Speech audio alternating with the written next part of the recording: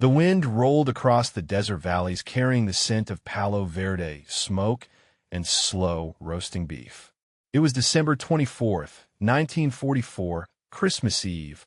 Beyond the barbed wire of Camp Maricopa, Arizona, floodlights painted the dusty yard in silver.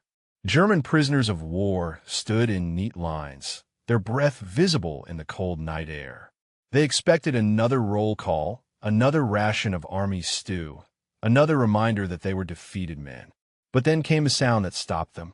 Not martial drums or German marches, but the drawl of a steel guitar, followed by laughter and the smell of something impossible.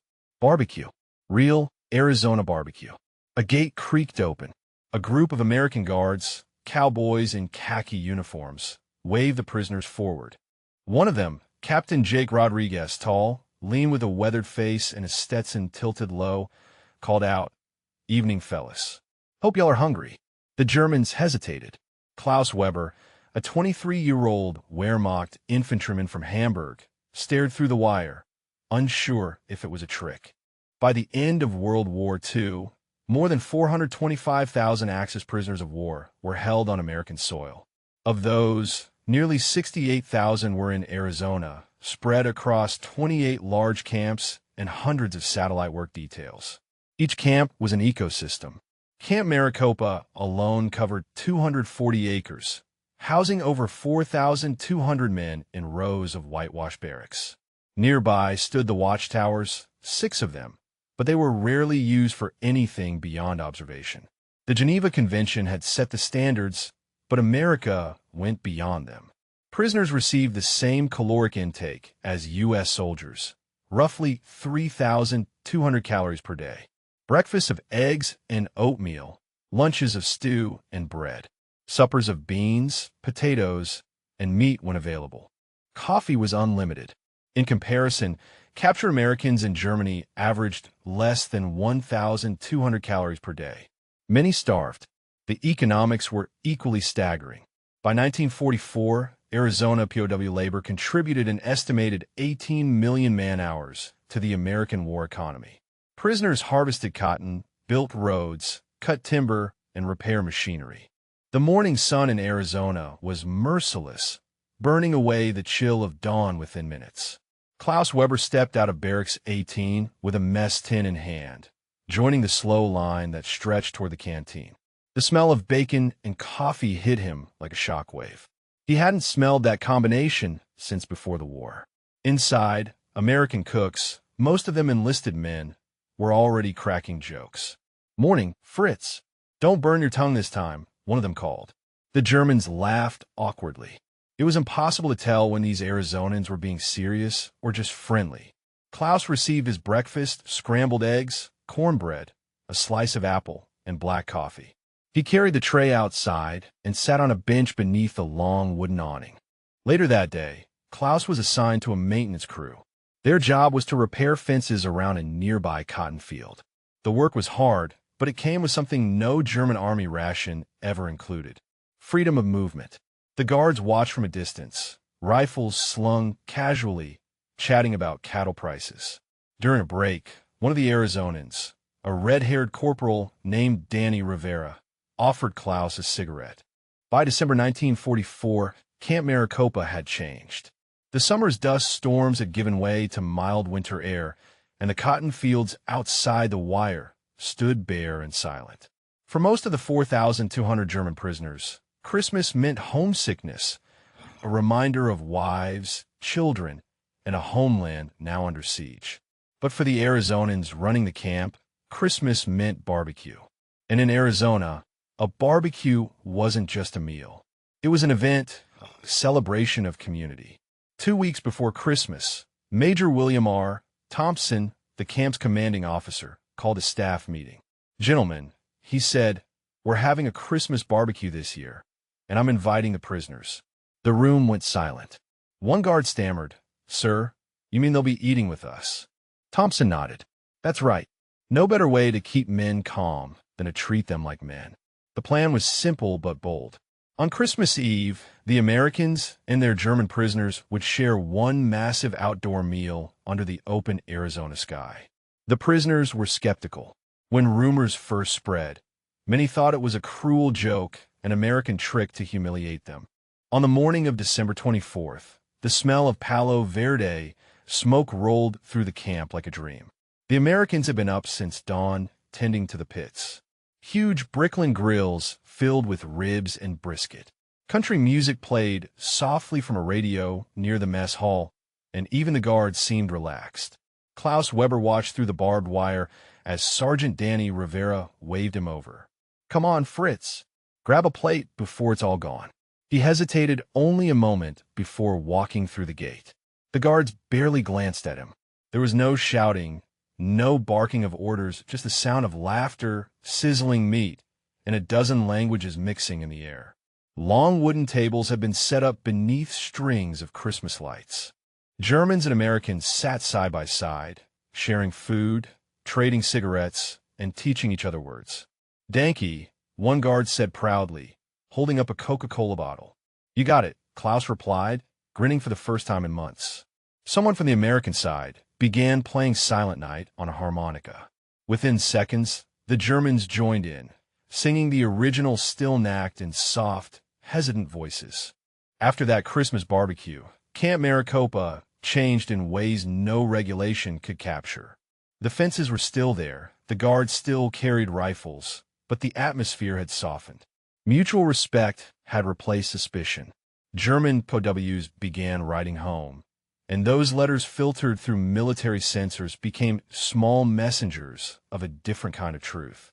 In them, captured soldiers tried to describe something that their families in bombed-out Germany would struggle to comprehend. In one such letter dated January 2nd, 1945, Private Franz Kessler wrote, "We spent Christmas eating roasted beef under the open sky. The Americans gave us Coca-Cola and cigarettes. We sang Silent Night together, both languages at once. I saw one guard cry. I think he had lost a brother in France. Still, he shared his food with us." Camp officers later admitted that those letters were among the most effective propaganda tools of the war, not because they boasted, but because they told the simple truth. America could afford mercy. For the men reading those letters in ruined German towns, the descriptions sounded almost impossible. But those letters also carried something else, an unintended lesson in democracy's strength. The prisoners began to notice the way the Americans treated each other. The guards joked freely with their officers, something no German enlisted man would dare do. Even the local Arizonans who worked at the camp showed an easy equality that shocked the Europeans. As one prisoner, Sergeant Ernst Bauer, later recalled, their officers gave orders, yes, but they also listened. When a sergeant disagreed, he could speak without fear. To us, that was unthinkable. We realized then that their strength came not from obedience, but from confidence. Meanwhile, the camp's Red Cross representatives sent regular reports to Geneva. They noted that POWs were well-fed, clothed, and allowed recreation, even theater. Those reports eventually reached Swiss and Swedish newspapers and through them filtered back into Axis territory. Berlin dismissed such accounts as Allied lies. But rumors spread among the German population that captured soldiers were living better than the civilians left at home. And in a grim irony, those rumors were true. At Camp Maricopa, prisoners staged operas, built model villages, and even printed a camp newspaper using a hand-operated press. They debated politics under oak trees, discussing the war's likely end, while Arizona winds carried the smell of barbecue and Palo Verde. A few prisoners were even hired to work on nearby ranches, paid small wages, guarded only by the trust of their employers. These men returned each evening sunburned, tired, and slightly freer. Local rancher Tom Martinez described one of his POW workers years later. He'd milk the cows, mend the fences, and then sit on the porch drinking lemonade. Said it was the first time he'd seen a sunset without hearing bombs. By early 1945, America's treatment of prisoners had become one of its quietest, most powerful weapons. Every letter home, every photo of smiling POWs, every rumor of Christmas barbecues and Coca-Cola eroded the myth of Nazi superiority.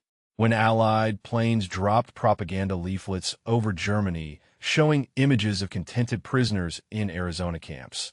Few Germans believed them at first, but those who did began to wonder whether surrender might not mean disgrace, but survival. When the war finally ended in May 1945, Camp Maricopa erupted in both celebration and confusion.